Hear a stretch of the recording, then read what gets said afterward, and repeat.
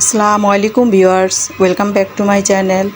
আজ আমি দেখাবো আপনাদের কিভাবে একটি প্লাজো তৈরি করা হয়, কাটিং এবং স্টিচিং করা যায়। এখান থেকে আমি লম্বার মাপ নিয়ে নিব।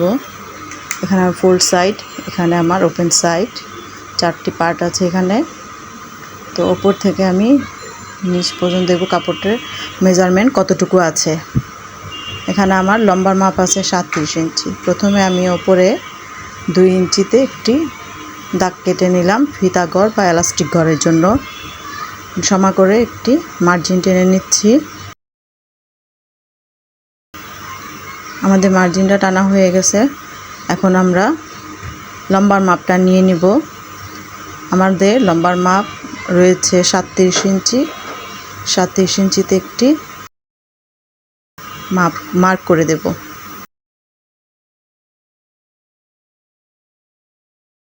আমি এই পাশটা সেমভাবে 37 ইঞ্চিতে একটি মার্ক করে দিলাম।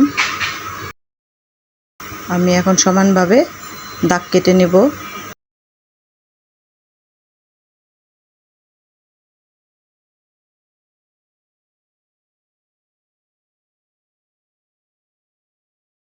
এখন আমি নিচে মোহরি পট্টি ভাঁজ দেওয়ার জন্য 2 ইঞ্চি এক্সট্রা কাপড় আরও দাগ দিয়ে নিলাম।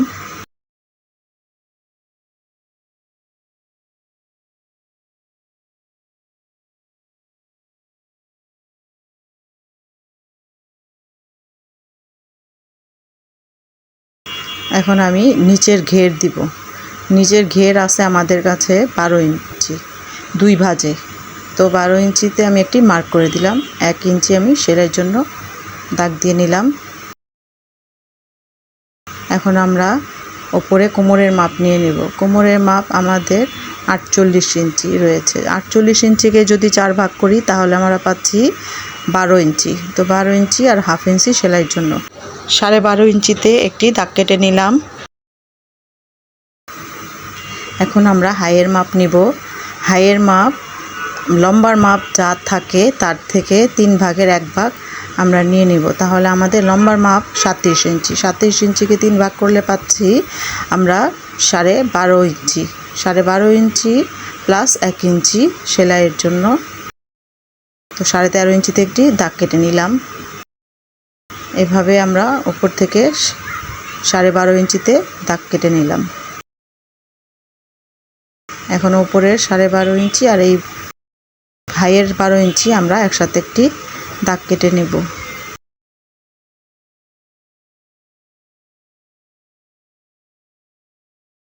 হাইয়ের চওড়া থেকে আমরা 2.5 ইঞ্চি এক্সট্রা আরও দাগ কেটে নিলাম। এখন একটি হাই শেপ দিয়ে দিব।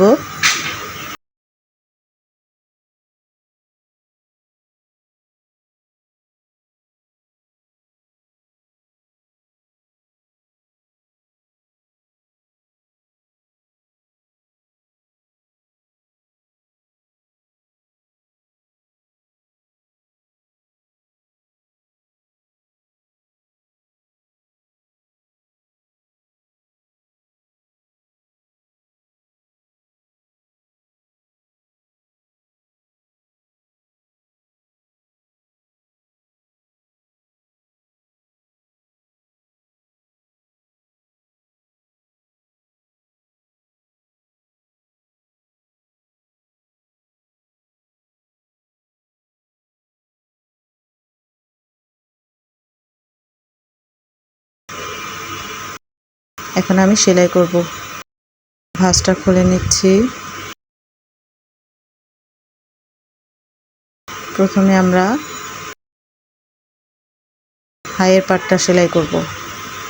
এখানে আমরা কাপড়টা যেহেতু সিনথেটিক কাপড়, সুতা বের হয়ে আসে, তাই আমরা ঘরে বসে কিভাবে ওভারলক দেই সাধারণ মেশিনে সেটা আপনাদের এই ভিডিওতে পুরো ডিটেলসে দেখিয়ে দিলাম। একটু খেয়াল করে দেখুন, একদম কিনারে কিনারে আমি কাপড়টা নিয়েছি সোজা পাটে। দোনো পাটি সোজা পাট করে একসাথে নিয়ে কাপড়টা একদম কিনারে কিনারে সেলাই বসিয়ে দিব। এখন কাপড়টা উল্টাবো। উল্টা পাটটা নিয়ে এখন উল্টা পাটে 1/2 ইঞ্চি পরিমাণ আমরা একটা সেলাই বসিয়ে দেব। দেখুন সুতা যাতে বের হয়ে না আসে সেইভাবে আমরা একটা সেলাই বসিয়ে দেব।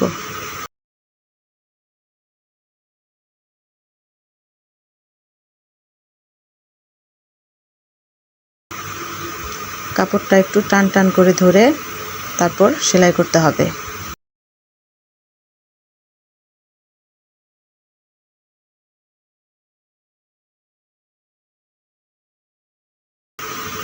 দেখুন 1/2 ইঞ্চি করে একটি সেলাই বসিয়ে দিলাম। এটা আমার উল্টা পাট সেলাই হলো। এখন সোজা পাটের ফিনিশিংটা কত সুন্দর এসেছে, একটি সুতাও বের হয়নি। উল্টা পিঠেও খুব সুন্দর একটি ফিনিশিং এসেছে, সুতা বের হওয়ার কোনো চান্স নেই। এখন আমি আরেকটি সাইডও সেলাই করে নিব। এখন আমার নিচের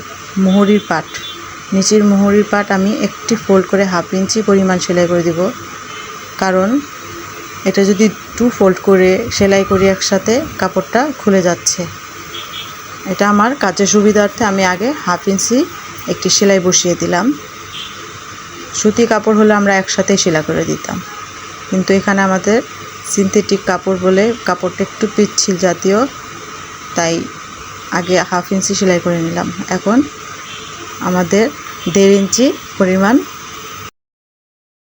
ভাঁজ দিয়ে সেলাই করে নিব।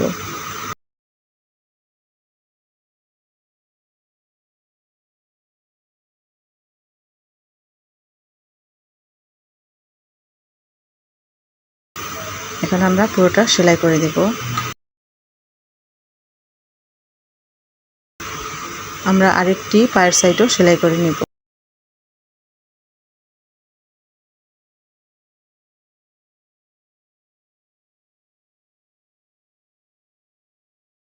এভাবে যদি আপনারা কাজ করেন তাহলে একদম সহজ পদ্ধতিতে একটি সালোয়ার তৈরি করা যায়।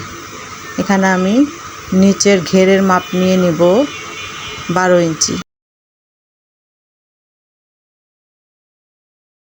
এখন আমি কাপড়টাকে সোজা পিট করে নেব, কারণ আমার ওভারলক মেশিন নেই। আমি এখানেই ওভারলক দিয়ে ফেলব একসাথে।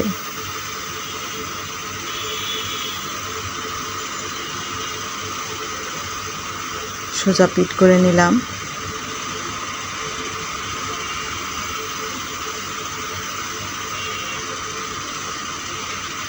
একদম কিনারে কিনারে আমি সেলাই বসিয়ে দেব 1/4 ইঞ্চি বা 2 দাগ পরিমাণ।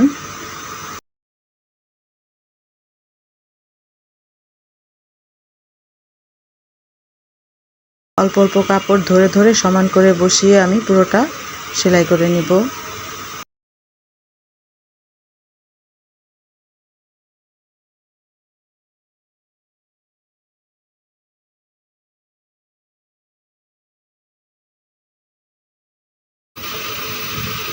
এখন সাইডে বাড়তি সুতোটুকু আমি ছেটে দিচ্ছি, যাতে ঘুরিয়ে সেলাই করলে সুতোগুলি বের হয়ে না থাকে।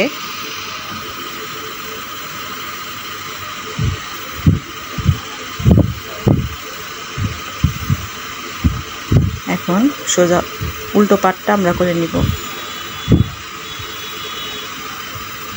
উল্টা পিঠে আমি এখন 12 ইঞ্চিতে সেই দাগ কেটে নিয়েছিলাম, দাগ অনুযায়ী 12 ইঞ্চি থেকে আমি সেলাই শুরু করব। এখান দিয়ে আমি টান টান করে ধরে সেলাইটা দিয়ে দেব। কাপড়টা কিনার থেকে ফুলে আসে, তাই টান টান করে ধরে সেলাই করে নিতে হবে।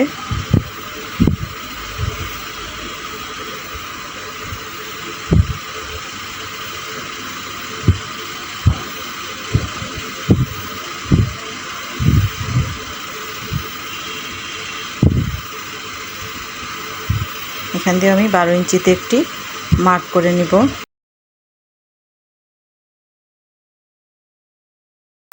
এখানে আমরা ডাবল সেলাই করে দেব। আপনারা চাইলে একটি সেলাইও দিতে পারেন ও ডাবল করেও দিতে পারেন। এখন আমি সোজা পিট করে দিলাম।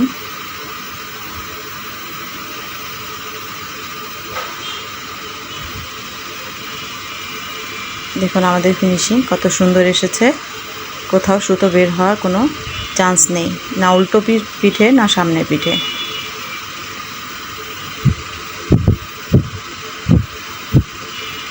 এখন আমি কিভাবে এলাস্টিক অ্যাটাচ করব, আমি এখানে 1/2 ইঞ্চি পরিমাণ ফোল্ড করে সেলাই করে নেব। কোমর পট্টি পুরোটা ঘুরিয়ে ঘুরিয়ে আমি সেলাই করে নেব।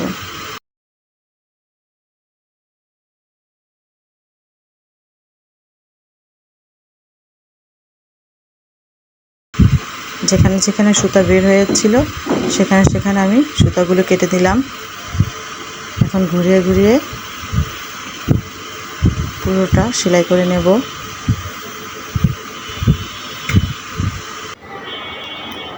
আমি এখন কিভাবে এলাস্টিক নিব, আমার কোমরের মাপ যা আছে প্লাজোর তার থেকে অর্ধেক মাপ নেব।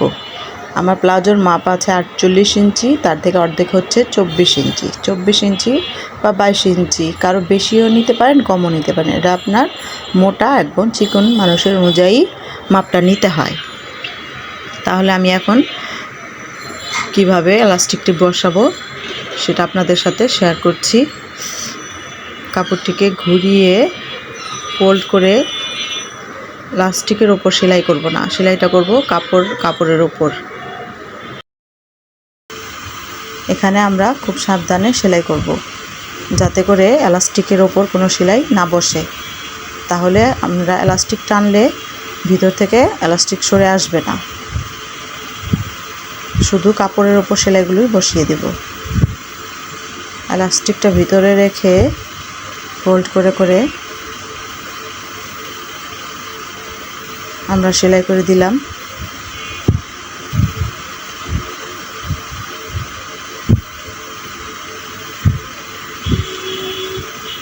আমরা এলাস্টিকটা টেনে টেনে বের করে কাপড় ফোল্ড করে সেলাই করিয়ে দিলাম, পুরোটা ঘুরিয়ে ঘুরিয়ে সেলাই করে দিলাম।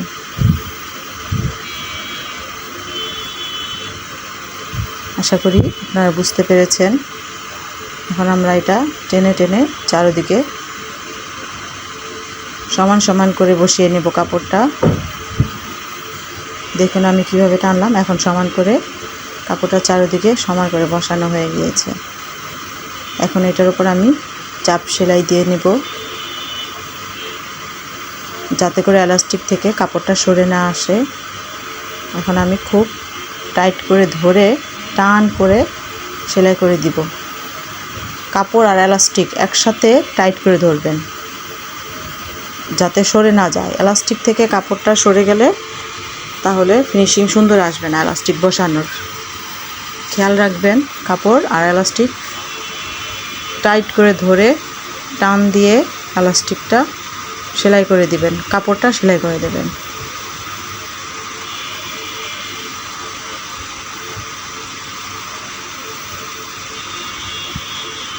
বাড়তি সুতোটুকু কেটে নিলাম। আমাদের এক লাইন সেলাই হয়ে গিয়েছে। এখন আমি ওইখান থেকে সরে আরেকটা ভিতরের দিকে আরেক সেলাই করে দিব। আমাদের এখানে দুটো সেলাই হয়ে গেল।